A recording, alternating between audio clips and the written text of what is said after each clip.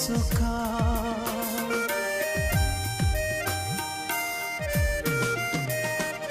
से ही प्रेमिका मो सहायक करे मु सदा तांको ध्यान से का साथी मो जीवनर सुख दुख रे अति निजर भल लागे मते जेसु नाम जेसु नाम भल लागे मते जेसु नाम जेसु नाम भल पाए जाहाकु मोर प्राण नीति खोजे जाहाकु मोर प्राण जेत जीसु नाम भल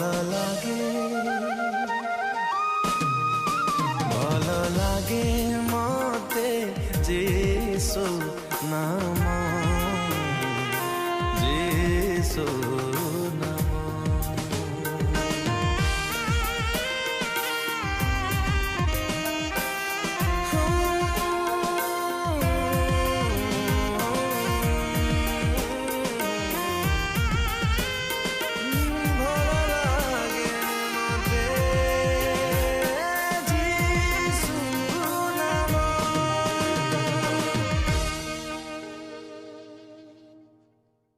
नमस्कार प्रिय श्रोता बंधु आपण मानक त्राणकर्ता जीशु नाम स्वागत जनाऊँगी। आज आम मैंने ईश्वर वाक्य शिखा आउ ये LLBN माध्यम टीवी माध्यम जो वाक्य आपण मानक पहुंचाई दिया ईश्वर को धन्यवाद। आपण मैंने शुणिबे आपण मानक धन्यवाद। प्रिय बंधु ईश्वर वाक्य कहे आज अध्ययन बाछी अच्छी जोएल पुस्तक 1:12 जोएल पुस्तक 1:12 एते कौन लिखाई प्रभुंकर प्रिय भाई द्राक्षलता सुखी होई अछि और डुमुरी वृक्ष मान स्नान होई अछि डालिंब वृक्ष मध्य खजूर वृक्ष और नागर वृक्ष आउ क्षेत्रर जावतीय वृक्ष सुख होई अछि कारण मनुष्य मध्यरु आनंद शुष्क होई संतान गण जाय अछि। प्रिय बंधु माने ईश्वर वाक्य कहूँ मनुष मान मुख्य से शांति से आनंद से खुशी आज पूरा परिवर्तन हो जाए आज नाही। वर्तमान जुगत देखु प्रिय भाई एवं भौणी आम अनेक समस्या यही पृथ्वी अच्छी कहारी जीवन नष्ट हो किए मरी जाउछि आउ वर्तमान जो मारात्मक रोग सारा पृथ्वी व्यापी अच्छी यही जो रोग पाई कौन सी रास्ता नहीं। ईश्वर वाक्य कहे भविष्य वक्ता जोएल यही जो वाक्य द्वारा से आम को जगतर शेष समय कौन कौन घटो से विषय कहते से समय बास करते जितेबले ईश्वर को लोक माने ईश्वर को छाड़देले जो लोक माने ईश्वर को जानी जो लोक माने ईश्वर को प्रार्थना करते से माने ईश्वर को छाड़ी देथिले सेति जोगु त्राणकर्ता परमेश्वर जोएल भविष्य वक्ता को व्यवहार करके से दिन मानक चेतावनी दे कौछि मनुष्य मानकर मुखरे से शांति से आनंद पूरा मिटी जाइछि शुष्क होई संतान गण जाइछि माने यार अर्थ कोन माने आउ मनुष्य मुखरे कौन से शांति आनंद नाही। आसंतु आमे देखिबा से यहूदी लोक मानक जीवन रे से शांति आनंद नाही काहे कि ना यहूदी लोक माने जाहाको परमेश्वर बाछेकरी से मानकर निज लोक बनाया पाए डाकिथिला से माने की प्रकार परिवर्तन हे गेले ସେମାନଙ୍କ ଜୀବନକୁ ତାଙ୍କେ କି ପ୍ରକାର ପରିବର୍ତ୍ତନ କଲେ, ଯାହା ଦ୍ୱାରା ପରମେଶ୍ୱର ଅସନ୍ତୁଷ୍ଟ ହେଇକରି ସେମାନଙ୍କ ମୁଖରୁ ସେମାନଙ୍କ ଚେହେରାରୁ ସୁଖ ଶାନ୍ତି ଆନନ୍ଦ ପୁରା ନେଇଗଲେ। ଯଦି ଆମେ ଈଶ୍ୱରଙ୍କ ବାକ୍ୟ ଦେଖିବା, ହେଲେ ଆମେ ଦେଖୁଛୁ ସେମାନଙ୍କ ଜୀବନରେ ବହୁତ ପାପ କରୁଛନ୍ତି। ସେ ପାପରୁ 7ଟି ପାପ ଆମେ ଦେଖୁଛୁ। ଲୋଭ, ଯିହୁଦୀ ଲୋକମାନେ ଲୋଭୀ ହେଲେ, ସେତିକି ନୁହେଁ ଖାଇବା ପିଇବାରେ ସେମାନେ ମାତି ଯାଇଥିଲେ। ତୃତୀୟରେ ଲାଳସା, ଚତୁର୍ଥରେ ଅଜସ୍ର କାର୍ଯ୍ୟ କରିବା ପାଇଁ ମନ ଭାବ ହଉନଥିଲା। ଈର୍ଷା, ଗର୍ବ। ପ୍ରିୟ ବନ୍ଧୁ ମାନେ, ଯେତେବେଳେ ଜଣେ ଲୋକ ଜୀବନରେ ଏ 7ଟି ଗୁଣ ଥାଏ, ସେହି ଲୋକଟା କେବେ ହେଲେ ସନ୍ତୁଷ୍ଟ ହେଇପାରିବ ନାହିଁ, କେବେ ହେଲେ ଶାନ୍ତିରେ ରହିପାରିବ ନାହିଁ, କେବେ ହେଲେ ସୁଖରେ ତାର ପରିବାର, ତାର ଘର, ତାର ପରିବାର, ତାର ସମାଜରେ ସେ ଶାନ୍ତିରେ ରହିପାରିବ ନାହିଁ। ଏକ ଗର୍ବିତ ଦୃଶ୍ୟ, ମିଥ୍ୟା ଜିଭ, ନିରୀହ ରକ୍ତିଭୀତ ହାତ, ଦୁଷ୍ଟ ଯୋଜନା ପ୍ରସ୍ତୁତ କରୁଥିବା ହୃଦୟ, ପାପ ଯାହା ମନ୍ଦ ଆଲୋଚନା କରେ, ମିଥ୍ୟା ଶିକ୍ଷା ଯିଏ ମିଥ୍ୟା କୁହେ, ଏହି ଲୋକମାନେ କେବେ ହେଲେ ଜୀବନରେ ଶାନ୍ତି ହୁଅନ୍ତି ନାହିଁ। ସେମାନଙ୍କ ଜୀବନରେ କେବେ, ପ୍ରିୟ ବନ୍ଧୁ ମାନେ, ଜୋଏଲ ପୁସ୍ତକ 1:12 କହେ, ତ୍ରାଣକର୍ତ୍ତା ପରମେଶ୍ୱର ଜୋଏଲ ଭବିଷ୍ୟତ ବକ୍ତାଙ୍କ ବ୍ୟବହାର କରି କହୁଛନ୍ତି, ମଣିଷ ମାନଙ୍କ ଚେହେରାରେ କୌଣସି ସନ୍ତୁଷ୍ଟତା ନାହିଁ, କୌଣସି ସୁଖ ନାହିଁ, କୌଣସି ଆନନ୍ଦ ନାହିଁ, କୌଣସି ଖୁସିର ସମୟ ନାହିଁ। ପ୍ରିୟ ବନ୍ଧୁ ମାନେ, ବର୍ତ୍ତମାନ ଆପଣ ଖୁସିରେ ଅଛନ୍ତି କି? ବର୍ତ୍ତମାନ ଆପଣଙ୍କ ପରିବାର ଖୁସିରେ ଅଛି କି? ବର୍ତ୍ତମାନ ଆପଣଙ୍କ ମଣ୍ଡଳୀ ଖୁସିରେ ଅଛି କି? ବର୍ତ୍ତମାନ ଆପଣମାନଙ୍କ ସମାଜରେ ସୁଖ ଶାନ୍ତି ଅଛି କି? ଯୁଆଡେ ଦେଖେ ଲୋକମାନେ ଭୟଭୀତ ହେଉଛନ୍ତି, ଯୁଆଡେ ଦେଖିଲେ ଲୋକମାନେ ଭୟଭୀତ ହେଉଛନ୍ତି। ସେମାନଙ୍କ ମନରେ କୌଣସି ଶାନ୍ତି ନାହିଁ। ଖାଉଛନ୍ତି, ପିଉଛନ୍ତି, ରହୁଛନ୍ତି, କାମ କରୁଛନ୍ତି, କାମ କରାଉଛନ୍ତି, ପଇସା କମାଉଛନ୍ତି, ବିବାହ କରୁଛନ୍ତି, ସନ୍ତାନ ପ୍ରାପ୍ତ କରୁଛନ୍ତି, ହେଲେ ମଧ୍ୟ ସେମାନଙ୍କ ଚେହେରାରେ କୌଣସି ସୁଖ ଶାନ୍ତି ନାହିଁ। ସେମାନଙ୍କ ଚେହେରାରେ କୌଣସି ସୁଖ ଶାନ୍ତି ନାହିଁ। ଭାଇ ଭାଇ ମାନ ମଧ୍ୟରେ ବିଭେଦ ଅଛି। ଈଶ୍ୱରଙ୍କ ଲୋକମାନଙ୍କ ପାଇଁ ବିଚାର ଆସୁଛି, ସମୟ ଆସିଗଲା। ଯଦି ଆମେ ଯିବା ଜୋଏଲଙ୍କ ସମୟରେ କି ପ୍ରକାର ଥିଲା, ଜିହୁଦାର ଲୋକମାନେ କି ପ୍ରକାର ଥିଲେ, ଆମେ ଦେଖୁଅଛୁ। ସେଇ ସମୟ ବିଶେଷ କରି ଆମେ ଜୋଏଲ ଭବିଷ୍ୟତକୁ ଯଦି ସ୍ମରଣ କରିବା, ହେଲେ ତାଙ୍କର ଡେ ଅଫ ଦ ଲର୍ଡ, ଈଶ୍ୱରଙ୍କ ଦିନ ବିଷୟରେ, ଈଶ୍ୱରଙ୍କ ବିଚାର ଦିନ ବିଷୟରେ ଆମେ ଆଲୋଚନା କରିବା। ମୋର ପ୍ରିୟ ବନ୍ଧୁ ମାନେ, ଯଦି ଆମେ ଦେଖିବା ସେଇ ସମୟରେ ଇସ୍ରାଏଲ ଲୋକମାନେ ଦେଖିଲୁ ଆମେ 7ଟି ପାପ, ସେଇ 7ଟି ପାପରେ ତାଙ୍କେ ସମ୍ପୂର୍ଣ୍ଣ ପରିବର୍ତ୍ତନ ହେଇଯାଇଥିଲେ, ପୁରା ଭର୍ତ୍ତି ହେଇଥିଲେ। ତାଙ୍କ ଜୀବନରେ ଅନ୍ୟ କୌଣସି ଲାଳସା, ଅନ୍ୟ କୌଣସି ଭାବନା ନଥିଲା। ଈଶ୍ୱରଙ୍କ ପାଇଁ ତାଙ୍କ ଟିକେ ମଧ୍ୟ ମନ ନଥିଲା। ପ୍ରିୟ ବନ୍ଧୁ, ଆସନ୍ତୁ ଆମେ ଈଶ୍ୱରଙ୍କ ବାକ୍ୟ କଣ କହୁଛି ଦେଖିବା। ଈଶ୍ୱରଙ୍କ ଲୋକମାନେ ଈଶ୍ୱରଙ୍କ ବିଚାର ସମୟ ପାଇଁ ତାଙ୍କେ ପ୍ରସ୍ତୁତ ନଥିଲେ। ଆମେ ଦେଖୁଛୁ ସେଇ ସମୟରେ ବାବିଲୋନିୟନ ଲୋକମାନେ ଜିହୁଦା ଦେଶକୁ ଆକ୍ରମଣ କରିବା ପାଇଁ ସେମାନେ ପ୍ରସ୍ତୁତ ହେଉଛନ୍ତି। ଆଉ ସେଇ ସମୟରେ ଭବିଷ୍ୟତ ବକ୍ତା ମାନେ ଅନେକ ଲୋକ ଜିହୁଦୀ ଲୋକମାନଙ୍କୁ ଯାଇକରି ଈଶ୍ୱରଙ୍କ ବାକ୍ୟକୁ କହିଲେ, ସେମାନଙ୍କୁ ଚେତାବନୀ ଦେଲେ, ସେମାନଙ୍କୁ ଉତ୍ସାହ କରିଲେ, ଦେଖ ବିଚାରର ସମୟ ଆସୁଅଛି। କିନ୍ତୁ ପ୍ରିୟ ବନ୍ଧୁ ମାନେ, ସମସ୍ତେ ନିଜ ନିଜ ଭାବନାରେ ମାତି ଯାଇଥିଲେ। କିଏ ଅଳସୁଆ, କିଏ ପୁରା ଖାଦ୍ୟରେ ତାର ମଦପାନରେ ମାତି ଯାଇଥିଲା, କିଏ ମିଥ୍ୟା କଥା ମାତି ଯାଇଥିଲା, ହେଲେ ଆଉ କିଏ ଈର୍ଷା ଗର୍ବରେ ମାତି ଯାଇଥିଲା। ପ୍ରିୟ ବନ୍ଧୁ, ପ୍ରିୟ ଦର୍ଶକ ବନ୍ଧୁ ମାନେ, ଆପଣଙ୍କ ଜୀବନ କି ପ୍ରକାର ଅଛି? ଆପଣଙ୍କ ପରିବାର କି ପ୍ରକାର ଅଛି? ଆପଣଙ୍କ ଜୀବନରେ କଣ ଏଇ 7ଟି ମାରାତ୍ମକ ପାପ ଦେଖା ଦେଉଛି? ଈର୍ଷା, କ୍ରୋଧ, ଲାଳସା, ହିଂସା। ପ୍ରିୟ ବନ୍ଧୁ ମାନେ, ଯଦି ଆପଣଙ୍କ ଜୀବନରେ ଏଇଗୁଡାକ ଅଛି, ହେଲେ ଆପଣଙ୍କ ଚେହେରାରେ କେବେ ହେଲେ ଶାନ୍ତି ଆସିପାରିବ ନାହିଁ। ଆପଣଙ୍କ ପରିବାରରେ କେବେ ହେଲେ ଶାନ୍ତି ଆସିପାରିବ ନାହିଁ। ଆପଣଙ୍କ ସମାଜରେ କେବେ ହେଲେ ଶାନ୍ତି ଆସିପାରିବ ନାହିଁ। ଯୋଉ ଶାନ୍ତି ଆସିବ ଗୋଟିଏ ପଟୁ ଆର ପଟରୁ ପଳେଇବ। ପ୍ରିୟ ବନ୍ଧୁମାନେ, ଯଦି ଆମେ ବର୍ତ୍ତମାନ କାଳରେ ଆମେ ଦେଖିବା ଏଇ ମାରାତ୍ମକ କୋଭିଡ-19 ଏହି ପ୍ରକାର ସମସ୍ୟା ଘଟିଅଛି। ଆର୍ଥିକ ସମସ୍ୟା ବଢିଛି। ଆଜି ଯଦି ଆମେ ଦେଖିବା ଅନେକ ଦେଶ ମାନଙ୍କରେ ବେଶୀ ଗରିବ ଲୋକ ଅଛନ୍ତି ଏବଂ ଗରିବ ମାନଙ୍କ ସଂଖ୍ୟା ବଢି ଯାଇଛି। ଆଉ କେତେ କେତେ ଦେଶ ଅଛି 30% ଲୋକମାନେ ଗରିବ ଅବସ୍ଥାରେ ଅଛନ୍ତି। ପ୍ରିୟ ବନ୍ଧୁମାନେ, ଆଜି ମଣିଷର ଚେହେରାରେ ସେ ସୁଖ, ଶାନ୍ତି, ଆନନ୍ଦ ନାହିଁ। ନୈତିକ ଭାବନା ମଧ୍ୟ ପୁରା ଲୋପ ହେଇଯାଇଛି। ମଣିଷ ଯେ କଣ କରୁଛି, ସେ କଣ ଭାବୁଛି ତାହା ମଧ୍ୟ ଲୋପ ହେଇଯାଇଛି। ସମସ୍ତେ କେବଳ ନିଜ ପାଇଁ, ନିଜ ପରିବାର ପାଇଁ, ନିଜର ଜୀବନ ପାଇଁ ଦେଖୁଛନ୍ତି। କୌଣସି ନୈତିକ, କୌଣସି ଭଲ ଜିନିଷ, କୌଣସି ମନ୍ଦ ଜିନିଷ ମଣିଷର ଭାବିବାର ଆଲୋଚନା ନାହିଁ। ମୋର ପ୍ରିୟ ଭାଇ ଭଉଣୀ, ଆଜି ମଣିଷର ଜୀବନରେ ଏ ସୁଖ, ଶାନ୍ତି ନାହିଁ। ଆର୍ଥିକ ଭାବେ ତ ନାହିଁ, ତାପରେ ନୈତିକ ଭାବରେ ମଧ୍ୟ କୌଣସି ଭାବନା ନାହିଁ। ସମସ୍ତେ ମାତି ଯାଇଛନ୍ତି। ଆମେ ଦେଖିବା ଅନେକ ଜାଗା ମାନଙ୍କରେ ଆଜି ବନ୍ୟା।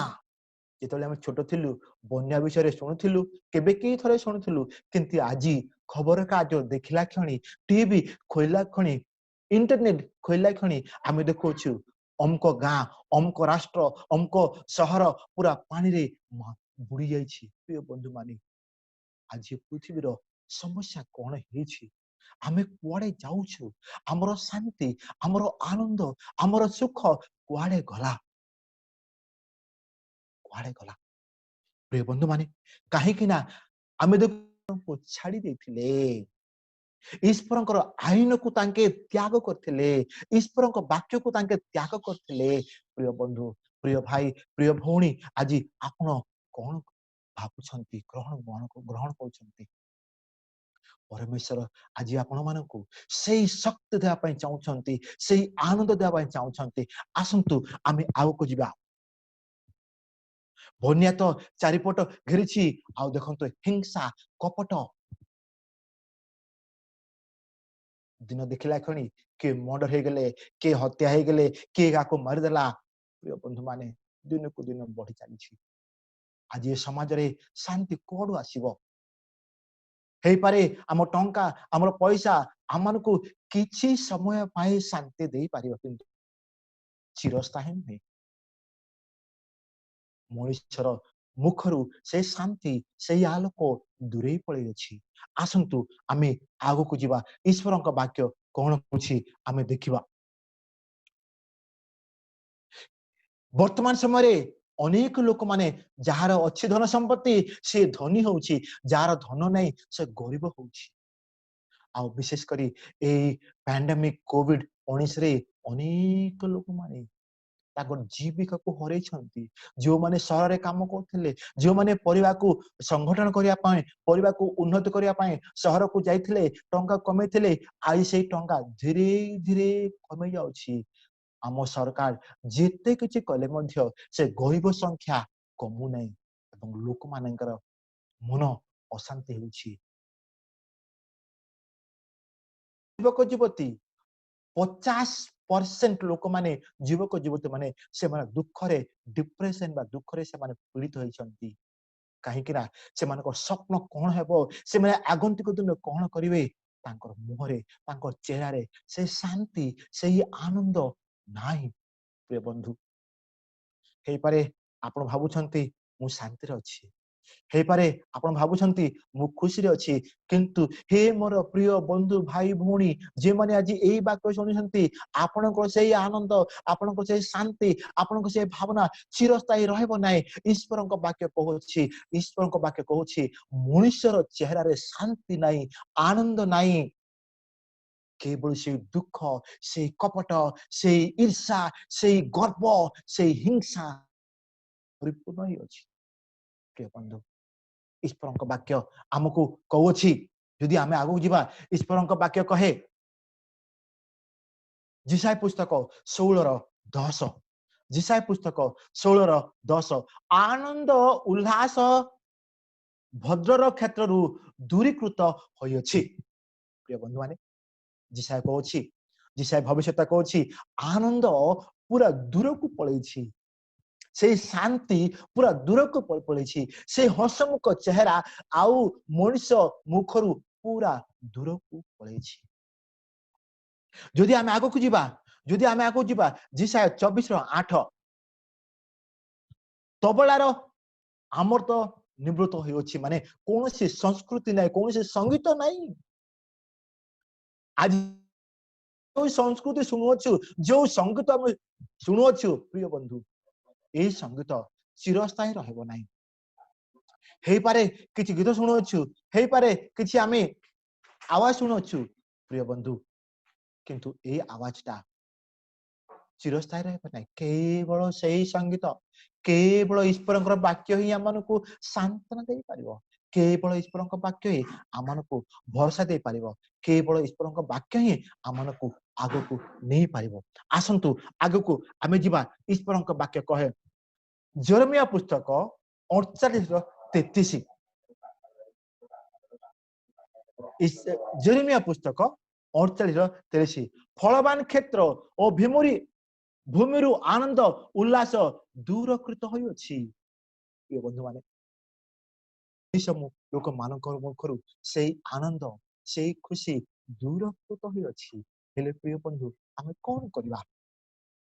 एही समय आमे कोन कले आमनको मुखरे, आमनको परिवार मुखरे, आमनको मंडलीर मुखरे, आमनको समाज रे, आमनको शहर रे, आमनको नगर रे, आमनको देश रे सुख शांति आसीबो।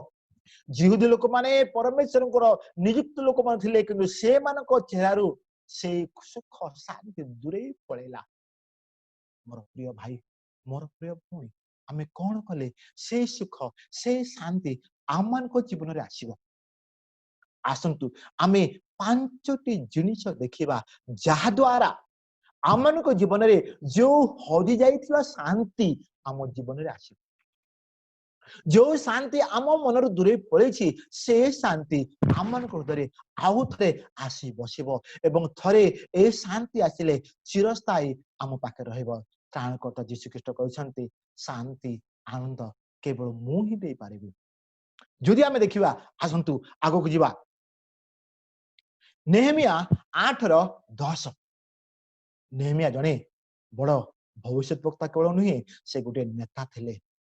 जेते बेले जेरूसालेम मंदिर बांधिया पय तांके आसिथिले, तांके बहुत असुविधा अनुभव करथिले, किंतु तांके गोटे कथा कहिथिले, जेणु सदा प्रभु विषय को आनंद तुम मानकर बल अटे। The joy of the Lord is my strength.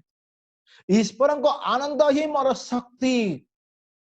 जदि आमे पूरा वचन पढ़िबा, आउ से मान को कहले थरे जाओ, निष्कर्ण द्रव्य भोजन कर, सुमिष्ट द्रव्य पान कर, ओ जहा निमंते किछि प्रस्तुत होई नहीं ताहा निकट को अंश पठाओ, कारण आज दिन आम मानक प्रभु को उद्देश्य पवित्र अटे, तुम्हें माने दुख तो न हुओ। प्रिय बंधु माने जो दिन ईश्वर पवित्र दिन, जो दिन रे आमे आम जीवन को तांको हस्त रे समर्पित करियछु, जेतेबेले आमे निज को तांको हस्त रे समर्पित करियछु, जेतेबेले से हमको शक्ति दियंती, ताही आमानकर आनंदर कारण। प्रिय बंधु माने ताही आनंदर कारण। नेहेमिया भविष्यत वक्ता कहे, the joy of the Lord is my strength. जेणु सदा प्रभु विषय को आनंद तुम मानकर बल अटे। बंधु आज से सदा प्रभु जो बल आपण को जोगाइबा चाहउछंती, से बल आपनकर अछि कि? जदि से बल आपनकर अछि, ताहले आपण सतरे खुशी आनंद रे रहि परिबे। जेणु सदा प्रभु विषय को आनंद तुम मानकर बल अटे। प्रिय बंधु, प्रिय दर्शक बंधु, आज आपनको नेहेमियाकर अनुभव कहउछंती, जेणु सदा प्रभु विषय को आनंद तुम मानकर बल अटे।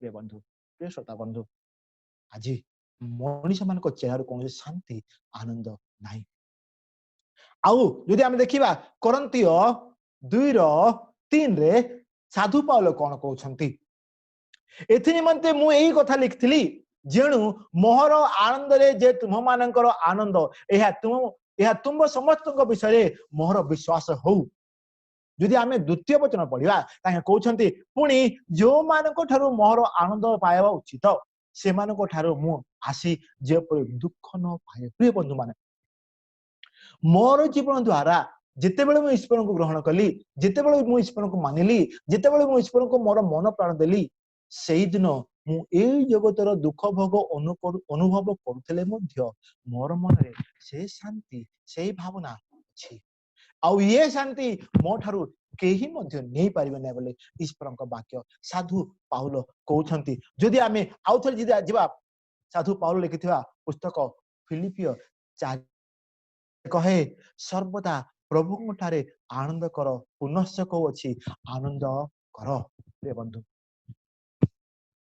जीशु ख्रीष्टଙ୍କ ठारे आनंद कर पूर्वस्थ को अछि आउ थरे आनंद कर प्रिय बंधु ए जगत बहुत दिन रहइबो नै आपनको कमिथिया पैसा आपनको पाख रहइबो नै आपनको पुओ झियो आपनको पाख रहइबो नै आपनको धन संपत्ति आपनको पाख रहइबो नै प्रिय बंधु केवल से ईश्वर से शांति से आनंद आपनको जीवन को स्पर्श करी आपनको से गंतव्य स्थान पर्यंत पहुंचाई कि नेबो प्रिय बंधु आस से आनंद को खोजवा साधु पाउल कहउछंती आनंद रे रुह आउ थरे मो कहउछि आनंद रे रुह काहे कि ना एई देशर सब किछि तमठो न्याय गले मध्य ईश्वर को आशीर्वाद ईश्वर को अनुग्रह ईश्वर को प्रेम ईश्वर हस्त से आशीर्वाद हस्त से करुणार हस्त से सुस्थ कर हस्त आपण चिरस्थायी रह बंधु आसतु आज आम सर्वदा ख्रीष्टन ठारे आनंद पाइबा आउ जदि कहते याकूब 1:2 और 3 रे लिखा अछि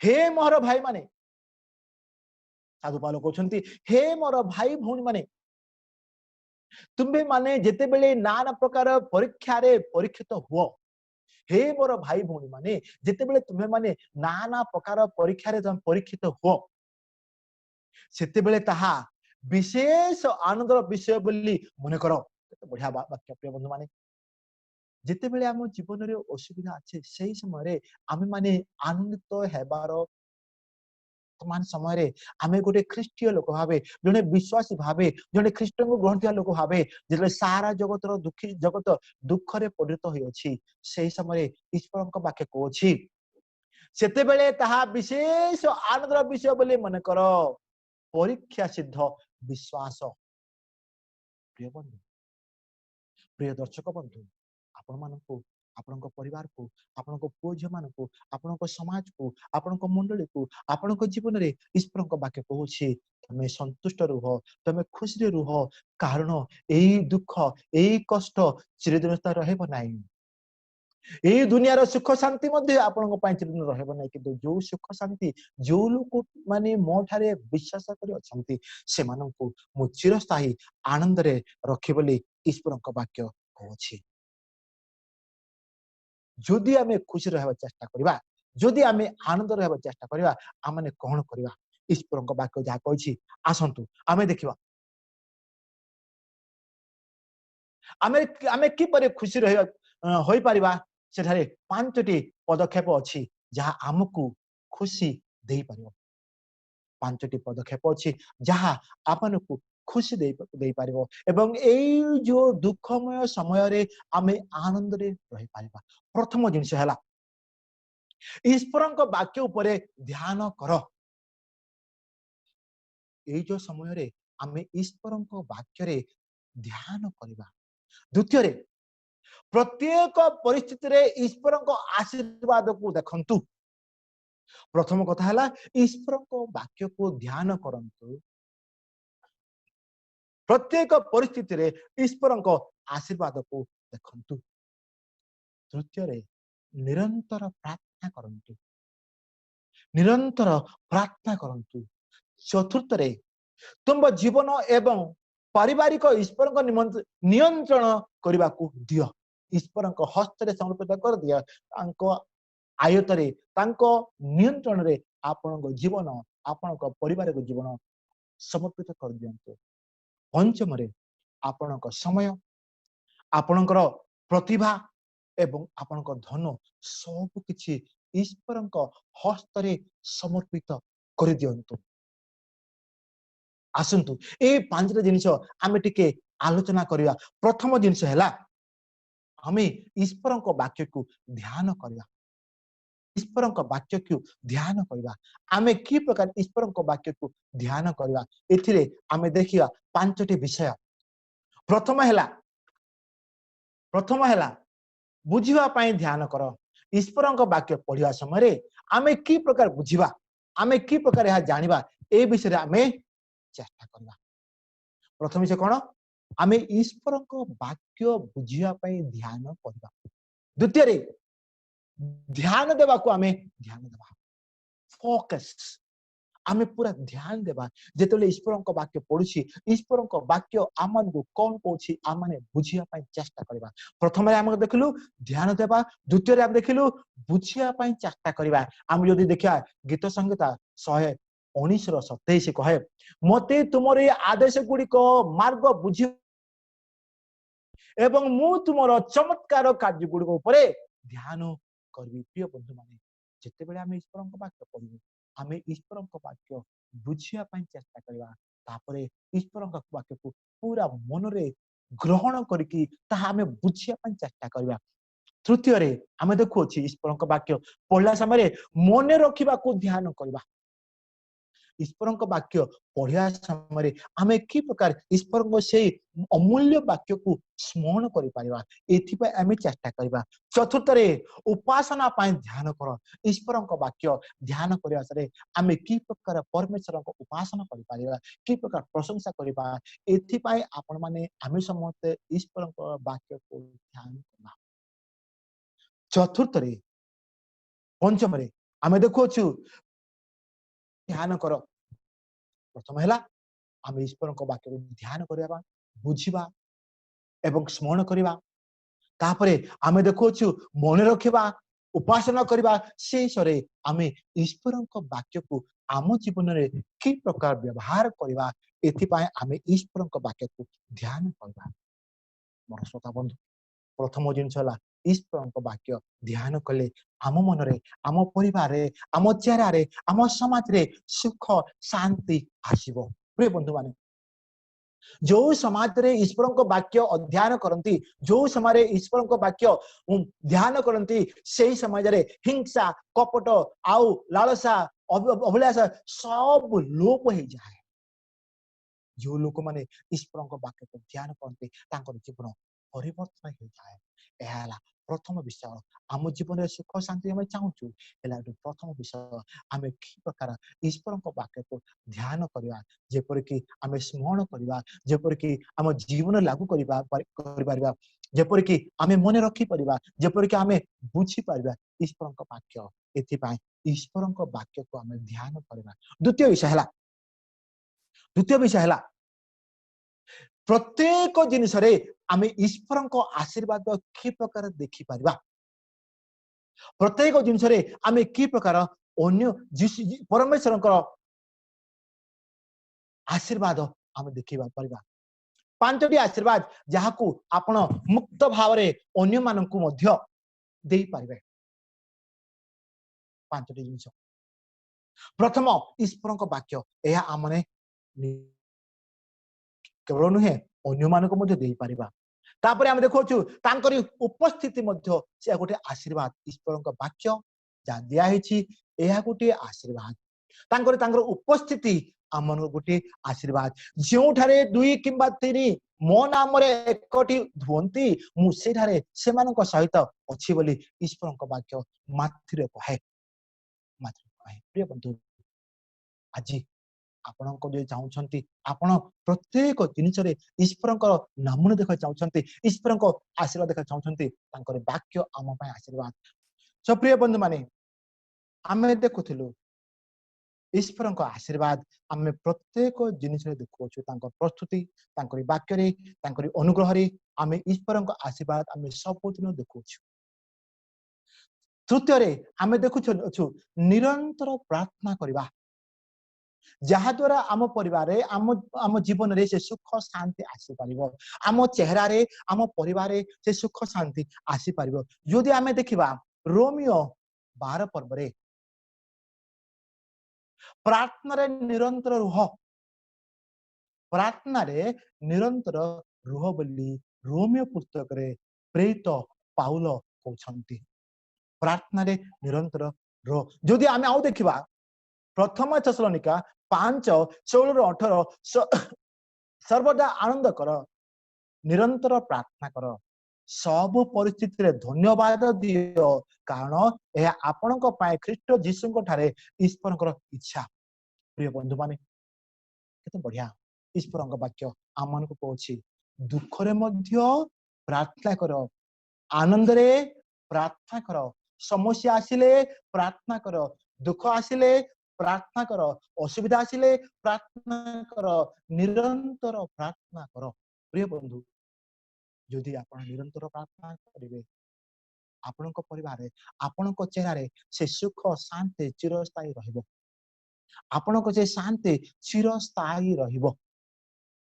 तापरे आमे आगु टिक जिबा तुम मानक जीवन एवं परिवार को नियंत्रण रे रखिबा आपनक जीवन आपनक परिवार जीवन ईश्वरଙ୍କର नियंत्रण रे रखिबा। आमे की प्रकार ईश्वरଙ୍କ नियंत्रण रखि परिबा आसंतु आमे देखिबा चेष्टा बंद करंतु एवं रहिबा आरंभ करंतु ईश्वरଙ୍କ पाखे रहिबार आरंभ करंतु निजर इच्छा निजर स्वेच्छा को छाड़ी दियंतु ईश्वर जहा को आमे जहारी हस्तरे आमे सब किछि समर्पित करूछु सेही जेतेबेले से आम जीवन रे आसीबे ए जेतेबेले से आम जीवन को कंट्रोल करिवे निज आयतन रखिबे हमर लक्ष्य निश्चय जय हबो। प्रिय बंधु हमर लक्ष्य निश्चय जय हबो। प्रिय बंधु आउथर कहूछि नियंत्रण पाई आपणकर आवश्यकता को स्वीकार करंतु एवं समर्पण करंतु। प्रिय बंधु द्वितीय आमे जदि चाहिबा कि हमर जीवन रे परमेश्वर आसिकरी तांके हमर कढे नियंतु एले हम कोन करबा हमर जीवन तांको हस्तरे समर्पित करबा। प्रिय बंधु समर्पिबी सब किछि जहा अछि मोर आज हे प्रिय बंधु जदि आपनक जीवन आपनक इच्छा आपनक मनोभाव जदि ईश्वरक हस्तरे समर्पित करिया पई जदि चाहछंती निश्चय आपनक जीवन रे से आनंद से सुख से शांति से महान परमेश्वर देबे। सब किछि हे पर प्रभु मु किछि करि परिबि नै मोर जीवन अस्थायी अच्छी मोर धन संपत्ति आज अच्छी काली की चली जीवो मोर सुख शांति मध्य चली जीवो किंतु हे परमेश्वर जदि तमे मो सहित रहले जदि तमे जदि मोर जीवन को निज हस्त नै कि चलेइबो मोर डंगा को जदि तमे निजर रास्ता रे कढे कि नेबो हेले निश्चय तांकर इच्छा आपन को प्रकाश करिवे। हे परमेश्वर मोर भावना शक्ति नाही मोर आनंद शक्ति नाही मु किछि कहि परिबि नै मु किछि करि परिबि नै तमे जदि मो जीवन आसीबो हेले निश्चय मोर जीवन आलोक परिपूर्ण हबो आनंद रे परिपूर्ण हबो। जदि आमे भाईबा तांको हस्तरे आमे समर्पित करिबा ले परमेश्वर निश्चय हमनको आशीर्वाद करिवे। चतुर्थ विषय हैला विश्वास विश्वास विश्वास। प्रिय बंधु जो लोक ईश्वरଙ୍କ ऊपर विश्वास करछि से केबे हेले आज पर्यंत हारि नै। जदि आपनको जीवन रे सुख शांति आपन चाहछंती हे मोर प्रिय भाई हे मोर प्रिय भौणी हे मोर ईश्वरीय लोक ख्रीष्टान लोके विश्वासी भाई भौणी ईश्वर पर निर्भर करंतु। बड़ बड़ लोक माने जेतेबेले ईश्वर को आशीर्वाद को निर्भर करछंती से माने केबे हताश हे नांती से माने केबे निराश हे नांती से मानकर मुखरु एई जागतिक आनंद नथिले मध्य से माने केबे हताश हे नांती। प्रिय बंधु आज आपण मानकु मोर कहवा कान होछि आसंतु से त्राणकर्ता जीशुଙ୍କ हस्तरे आमने हमर जीवन सबु आमे समर्पित करबा। शेषरे भगवान को ईश्वर को खोजो, ईश्वर को खोजो।